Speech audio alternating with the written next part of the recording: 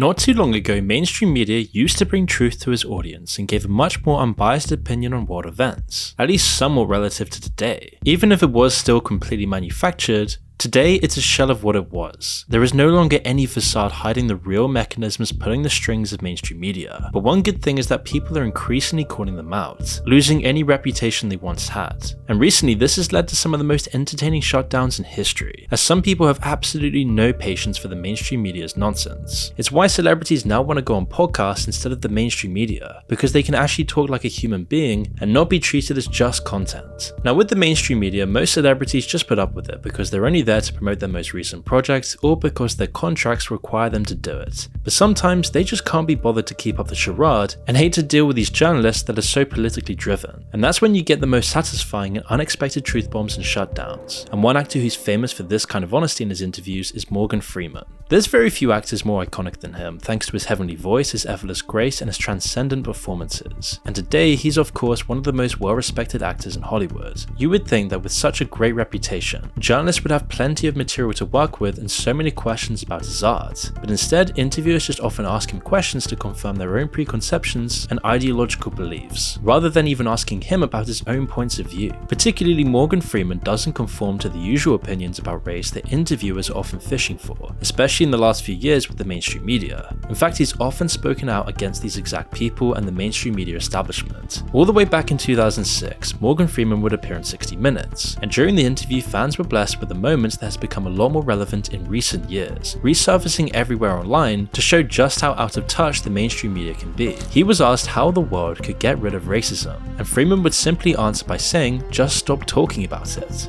How are we going to get rid of racism until... Stop talking about it.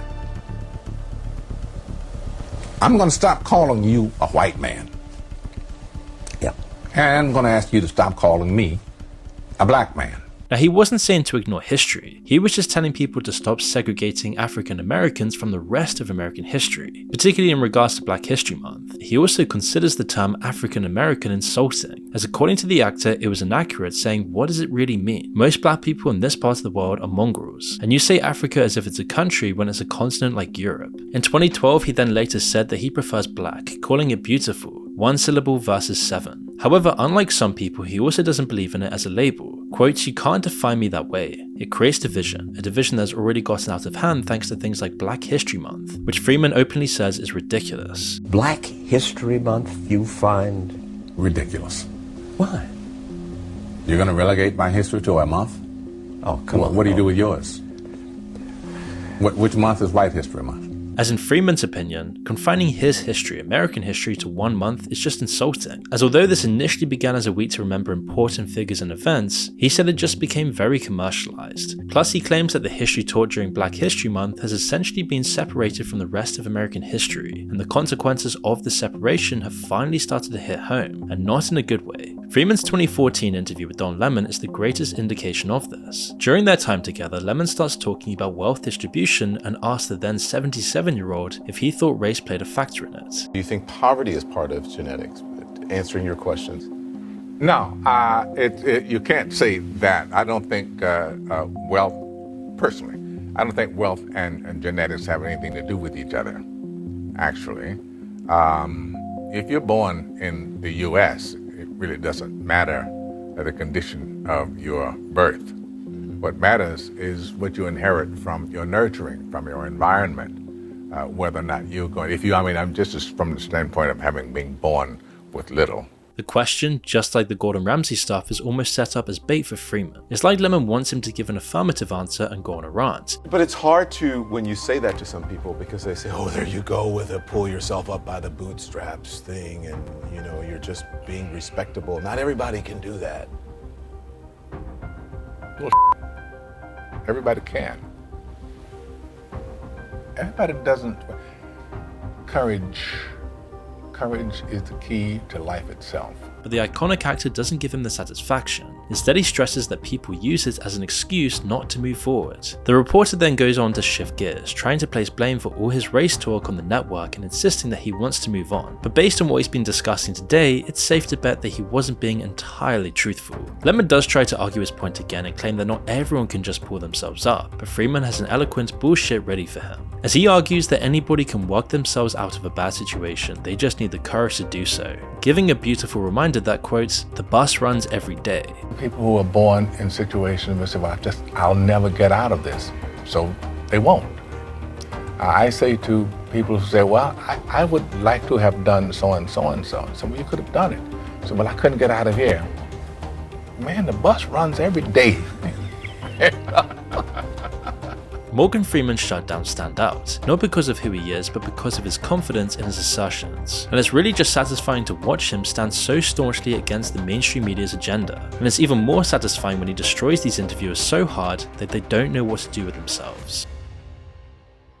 But before we continue, I really want to thank today's sponsor Incogni. As you might not realize this, but every year the number and scope of data breaches keeps on rising. In 2022 alone, the number of victims shot up by 41.5% from the previous year. There are hundreds of commercial databases and people's search sites holding your personal information, and these lists grow every day. And these data brokers aggregate everything: your name, social security number, home address, online activity, and even your location history. And it's all for sale. And even worse, this could actually fall into the hands of criminals. Personally for me, I just find that my inbox is always so clogged up with pointless junk mail. And removing yourself from the system seems like a never-ending process. In fact, on your own, this would probably take you years. And you'd actually have to keep on repeating this process because these brokers constantly collect new records. And that's where Incogni comes in. With your permission, they contact data brokers on your behalf, requesting your data's removal and handle any issues that arise. The process is completely automated, so once you sign up, they take care of everything for you. People's search sites are especially troubling in the US, where literally anyone can access detailed personal profiles online, including your address, family details, and even license plate numbers, which exposes you to a bunch of risks like scams, identity theft, and even stalking. But as Incogni conducts repeated removal requests, it means that whenever a new record pops up on a data broker site, Incogni takes care of it for you. And this is what makes their yearly subscription especially advantageous, as Incogni will continue to protect your data privacy for as long as you use their service. So make sure to use the link in the description below at incogni.com/moon.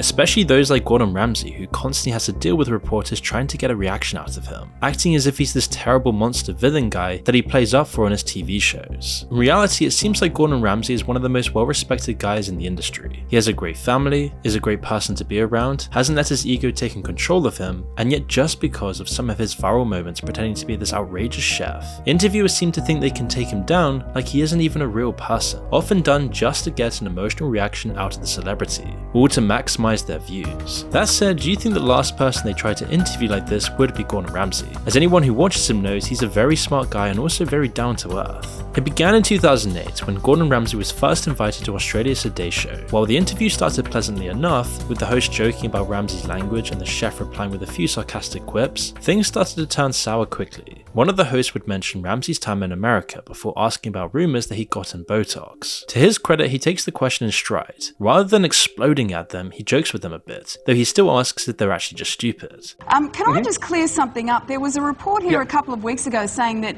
you'd been in the States and that you'd come back looking refreshed. Apparently you were looking quite a bit younger. They were saying that you'd had Botox. Has the US affected you like that? Yeah, now, you're a smart girl, right? I saw you first thing this morning. Honestly, I got my 6 o'clock rise, straight up. Now, do you actually think I've had Botox? Do you think I need my money back? I mean, are you stupid? They seem to take the hint and then move on with their questions. However, the Today Show hosts aren't quite done with that line of questioning. Rather than stick around to entertain the question, Ramsay tells them to stop effing around before walking out of the shot. He does maintain his cool and keeps a smile on his face, even through these inappropriate questions. But unfortunately, this wouldn't be the last time an Australian journalist tried to anger him. A few years later, in 2010, Gordon opened a new restaurant in Australia, which was called Maze. Several journalists journalists were invited to promote the launch, but some weren't too pleased with the quality of the food, specifically the steak. After ordering their meat well done, a chef's worst nightmare, a reviewer was upset by the dish presented to him. Rather than address the matter at the restaurant, he took it to Ramsay directly. During an interview, he handed the celebrity chef a picture of the well done steak and asked if he was proud of it. These are some brave words from a man who decided to remain faceless. Ramsay then looks understandably irritated but maintains his control. The chef had every right to step out of the interview at that moment, but instead entertained the reviewer,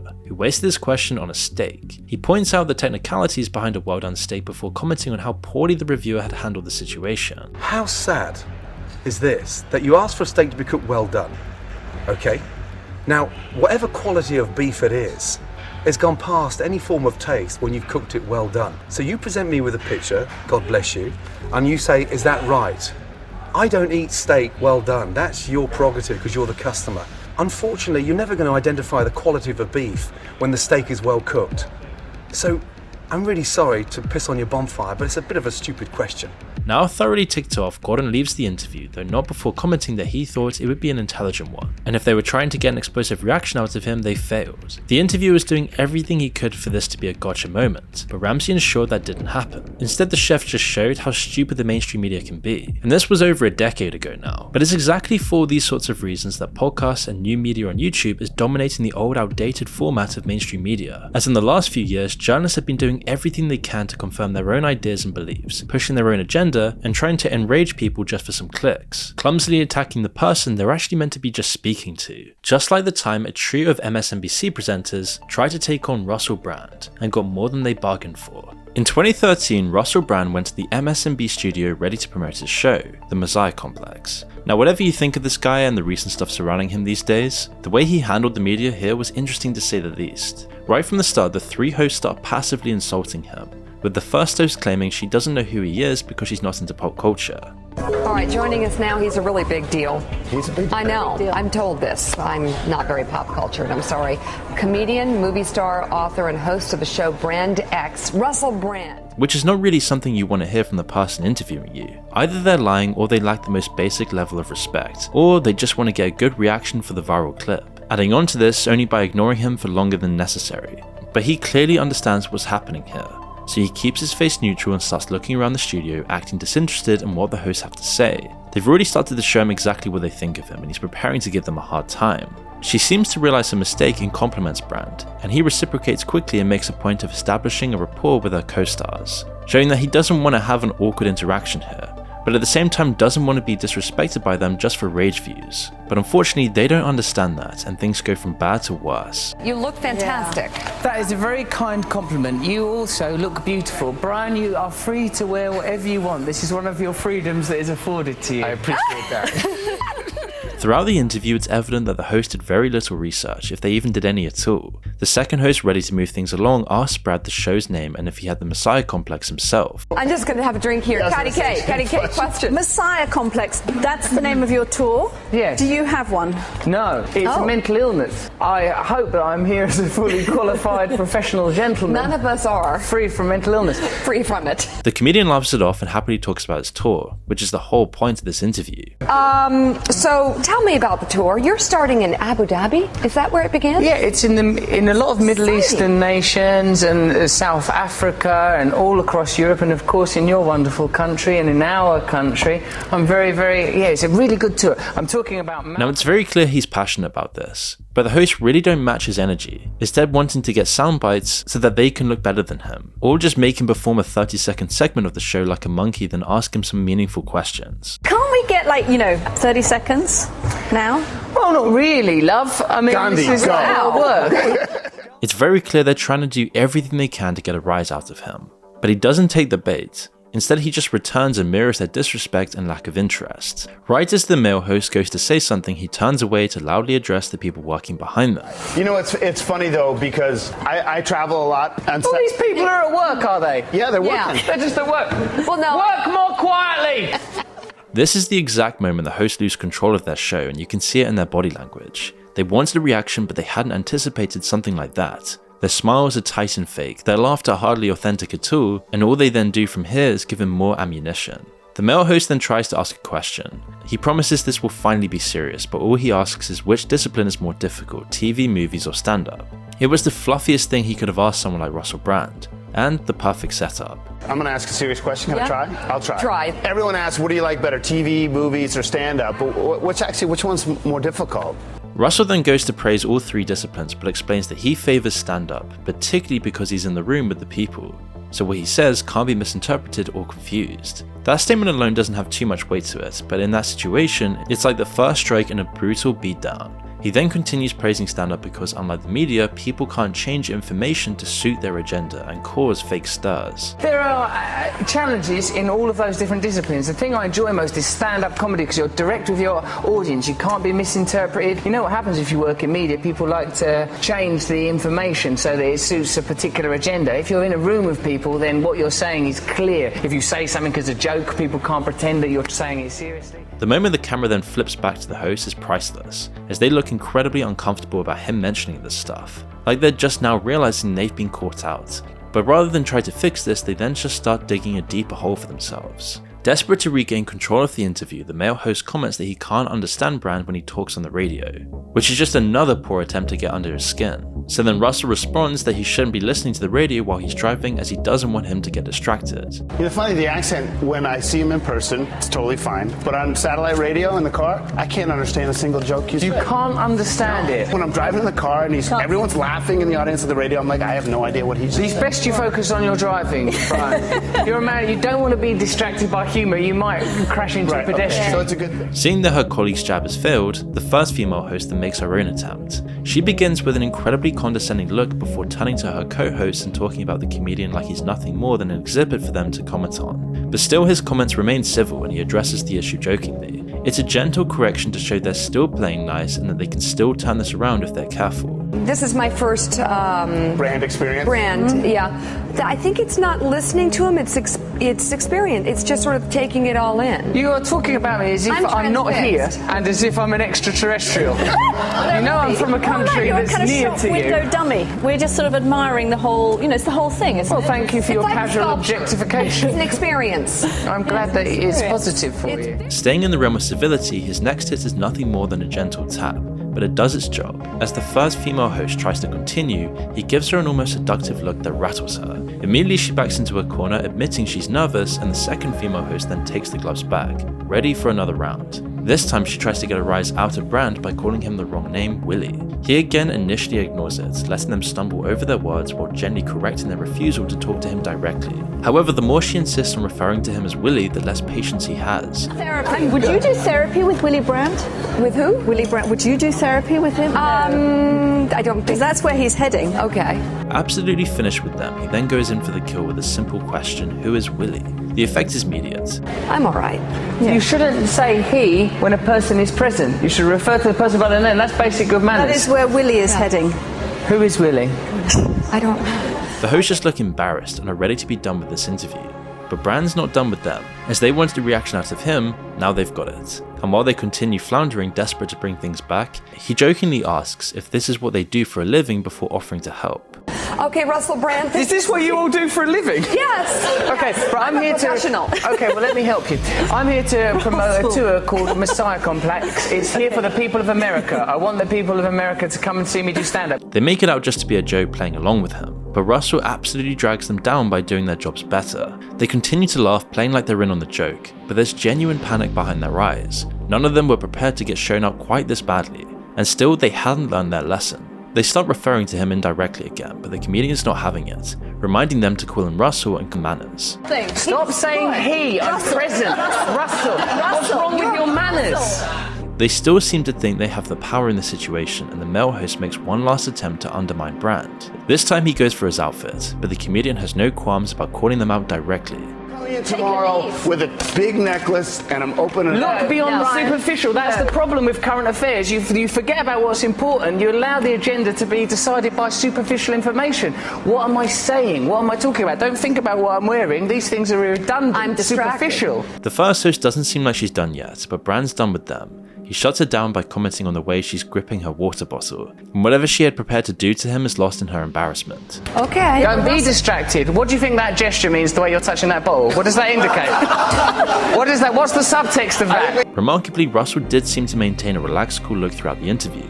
even though he's very well known for having a short fuse when dealing with journalists. And while it's entertaining to watch, it's more so enlightening about how bad the mainstream media really is. The sheer absurdity of the whole situation, and these weird fake hosts, is really fun just to see them implode. But sometimes these people do push too far, like ABC News did while talking with Lil Wayne. Lil Wayne is one of the most influential hip-hop artists in this generation. On the outside, he looks like just a normal rapper. However, he's proven several times that there's a lot more going on behind the facade, and that he's a genuinely clever guy. As the political landscape has become so much more hostile, people have been determined to learn celebrities' opinions on the matter. It didn't matter if they didn't know about the situations being protested, or had no real knowledge about the topic. Whatever they said was taken as gospel, as the mainstream media loves to peer pressure mainstream celebrities into saying what they want them to say, all so that they can make the public believe their narratives. We saw this so much in the 2024 election, where celebrities are used as puppets just to convey a corporate hollowed out political message. But Lil Wayne wasn't going to take the bait. In 2016, he appeared on Skip Bayless's talk show, Undisputed, alongside Shannon Sharpe. Given the racial turmoil that was growing in America during this time, the host was curious about Lil Wayne's perspective on race relations. However, his reaction wasn't what you would expect, as the rapper revealed that he'd never actually experienced racism in his then 33 years of life. I know this is a very broad question, but where are we in the United States of America in race relations and what you see from day to day in your life? Skip, they wouldn't want to ask me that. They wouldn't want my answer to represent it because God knows I have been nothing but blessed. My whole path, these 33 years have been nothing but a blessing. I have never dealt with racism, and I'm glad I didn't have to. I would have to say, not only did I thought it was over, I still believe it's over, but obviously it isn't. Shannon Sharpe then looked in disbelief at his words. While of course racism does exist in America, the fact that he said this was completely shocking for this interview. In an attempt to make him take back his words, Sharpe brought up the violence people were facing in New Orleans at the time. But you see what's going on even in your city, New Orleans, with Alton Sterling. During Katrina, the officers that killed those and ended up in jail. So I know you say you're not paying attention to it, but you see some of the things that's what's going on. Right. But Lil Wayne, not wanting to get swept up in some big political discussion, tries to sidestep all the divisive nature of the issue in the best way possible, as he agreed that there was an issue, but followed this up with a statement that, while simple, completely shatters the argument, by saying maybe just coming together is the solution. As far as an opinion on what's going on, I mean, of course, we all want somebody to figure out what's going on first and then put a stop to it, or try to put a stop to it, or everybody come together and figure something out, and maybe just coming together is the solution. Lil Wayne's slow drawl and the fact that he says it like it's the most obvious thing in the world made this such an iconic moment. He emphasized that people have differences, but coming together despite them would solve many issues. It would do a lot more good than everyone dividing themselves, letting the mainstream media constantly put people in different boxes, making an entire country so divisive at a time when it really shouldn't be. And then after that, he finished his statement by declaring that his family was all that mattered to him. When you come to a person like me, my answer is always the same, man. My politics, my flag, my country, my nation, my world, all that is Reginae, Cameron, Neil, and his brother, Tony. That's it. That's my nation, that's my flag, that's my world, that's my protest, that's my don't protest, that's my everything. That's all that matters, those 4 kids to me. So the interview with him reminds Lil Wayne of their last conversation. According to the host, when he'd asked the rapper about the racial makeup of his crowd, he'd commented that the only black face he could see was his makeup artists. I remember one time I saw you after you had done a concert, I think it was in Westchester, different kind of neighborhood, but I asked you what the racial breakdown was of your audience. Do you remember this? And you told me the only black face you could see in the whole audience was your makeup artist. I believe that's what you said, and she was in the front row, right? A lot of white kids love rap. Yes. Explain that. What does that say to you? What's the message of it? What's the bigger picture of it? But Lil Wayne tries to get away from this conversation when he says when he goes on stage in different cities, he doesn't see different crowds of people, he just sees his fans. I don't want to be bashed because I don't want to sound like I'm on the wrong if there is a side, but I thought that was clearly a message that there was no such thing as racism. That's what I thought that was. Okay. That was a perfect example. When I look out and I come up off the stage, when I'm coming out the bottom of the stage of my show, when I'm on tour, and I'm in my stance or whatever, and I open my eyes, and I see everybody. I don't have this type of crowd or that type of crowd. My crowd has always been everybody, thank God. And that's all I can answer for. For him, that was enough of a sign that dividing the entire country on racial terms wasn't the best way forward. The interviewers can't believe this is really happening, trying to make him say something he doesn't want to say, but Lil Wayne then shuts them down again by telling a story about a cop who saved his life after he shot himself. At 12 years old, he tried to take his own life, and the gunshot summoned every cop in the area. I remember reading where you say you accidentally shot yourself, but racism is real. He knows it's real, although he hasn't experienced it. With that said, that night, that day, that I shot myself, the police, I was the only person in the house. Right. Police came through there, they knocked the doors down. I was on the floor. Right. They jumped over, they all hopped over and looking for the drugs and looking for this and that. It was a white police that came, ran up there and stopped and said, "What are y'all doing? Do y'all not see this baby on the floor?" And they said, "We called the ambulance. The ambulance." He said, "Ambulance, he has a hole in his chest." He picked me up. He brought me to the hospital himself. And because of Lil Wayne's views here, the mainstream media absolutely pounced on him, trying to force him to take back these opinions. Like when he talked to ABC News about BLM, where he declared the movement just sounded weird to him. There was a lot of backlash from people about that. Would you change it, what you said, or you still feel the same way? What's your thought on Black Lives Matter? What is it? What do you mean? The idea was that there's this movement called Black Lives Matter, thinking that the rest of America didn't seem to understand that Black Lives Matter. It just sounds weird. I didn't know that you put a name on. The interviewer kept pushing the matter, but Lil Wayne obviously wasn't interested in this. He didn't really care about the topic, and he showed this lack of care by declaring that he felt disconnected from the protests, something that none of these journalists were expecting at all. Do you separate yourself from it? I don't feel connected to a damn thing that ain't got nothing to do with me. If you do, you crazy. You. Completely done by these interviewers and being used as a puppet just to say political opinions that he didn't really care about, the rapper then angrily removed the mic, muttering that he wasn't an effing politician before walking out, which was a refreshing moment. Even with the social issue aside, it's just nice to see someone not bowing down to the peer pressure of mainstream media. And those reporting on the incident seemed almost smug about his reaction, as they had got the viral clip they were looking for, claiming they found it ridiculous that a man with such offensive language in his lyrics was offended by a simple question. But most people believed they'd missed the point of where his anger was coming from, although I think it's pretty obvious they know they were causing it. As he wasn't offended by the question, he was just annoyed that he was being used as a puppet on an issue he didn't see a point in, as he's often said that the people he cares about are his family, and that he's not qualified to give his opinions on such political matters, yet people seemed obsessed with what he had to say about it. And for Lil Wayne, this was the final straw. But nothing can compare to when Richard Ayoade exposed just how awful the interview style of British mainstream media journalism really is. In 2014, the comedian appeared on Channel 4 News to discuss his new book Ayoade on Ayoade. If you've seen any of Guru Murty's celebrity interviews, some of which we've even mentioned on this channel before, you'll know he has a knack for angering his interviewees, especially those that are slower to act. More than anyone else on this list, he's a genius at making you get pissed off. And Richard Ayoade might have been the perfect target for him, a quiet, introverted, intelligent man. And if he could get under his skin, he would get the viral clip he was always looking for. But while the clip did go viral, it didn't go viral for the reasons he expected. Now, the interview, like many of his, was a complete disaster, pretty much right from the start. Guru Murty talks around Ayoade's book, unable to ever actually praise it directly due to broadcasting rules in the UK. Now, he's a BAFTA award-winning television star and the director of 2 acclaimed films, but Richard Ayoade is famously shy.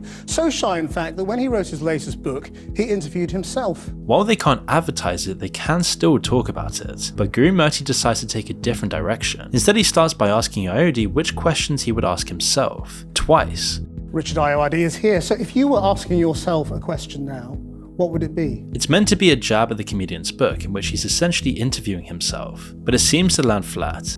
I mean, couldn't you get anyone else to come? Perhaps that would be the question. I mean, in a way, the book's a comic book about film, really. It's not a deconstruction of the idea of interviews, particularly. Hopefully, it's a container for jokes that is themed around film. And Ayoade makes the situation worse for him by responding to his questions with sarcasm and interrupting him when he tries to ask the same question a second time. what would you then ask yourself? You know the 2,000-year-old man that Mel Brooks played wasn't actually 2,000 years old. Really? He was still Mel Brooks. Oh, okay. It's not possible to be 2,000-year-old. He was kind of joking.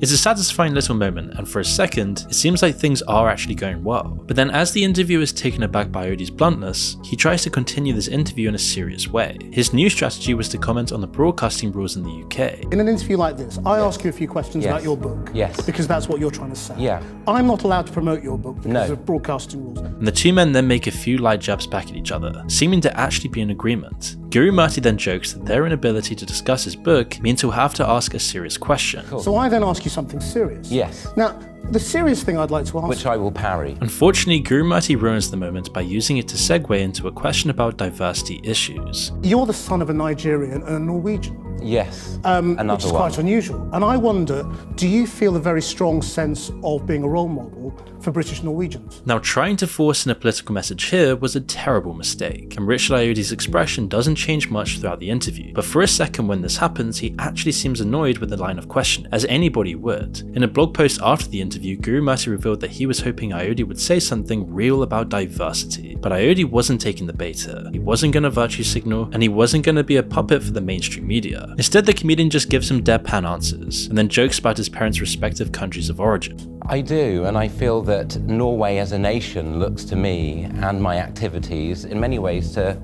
marshal any kind of policies that they can drum up, and have been doing so for a while. In fact, they're starting to send me the Christmas tree rather than directly to Trafalgar Square. They just send it to me now. Guru Murty then tries to ask another question about diversity, but Ayode just holds up a finger, ready to make a point of his own and take the interview away from the topic he doesn't want to discuss. Also, I don't dislike interviews. It's a bit more like it's like commuting. I accept it as a part of this, but no one, loves it with all, but it's fine. I get that, but give me something in return. It's such a simple moment, but it's great in its finality and shuts down Guru Murty's attempts to keep this narrative going on, as nobody wants this, neither the audience nor Richard Ayode. And while the journalist tries to control this interview, Ayode doesn't let him and keeps turning the questions back on him. But you're not going there, while there's this massive campaign Where should I be going?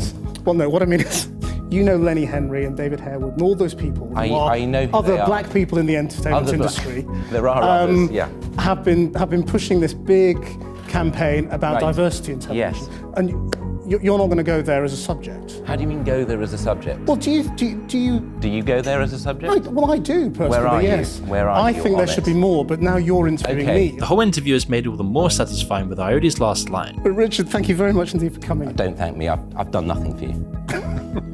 John. It's such a cold, clean statement, it's almost jarring in its delivery, being the perfect exit to a disastrous, pointless interview. Now, watching these guys shut down mainstream media will always be satisfying to watch, and as we go deeper into 2025, it seems like nobody today even trusts the mainstream media. After a decade of all this pointless stuff, and people like these guys exposing them live on TV, has really helped to erode all trust in the mainstream media's narratives, as nobody cares what these journalists have to think anymore. And by shutting down these targeted virtue signaling questions, they're encouraging people to actually question the integrity of the sources they get their information from, and question the narratives that have been shoved down our throats for so long.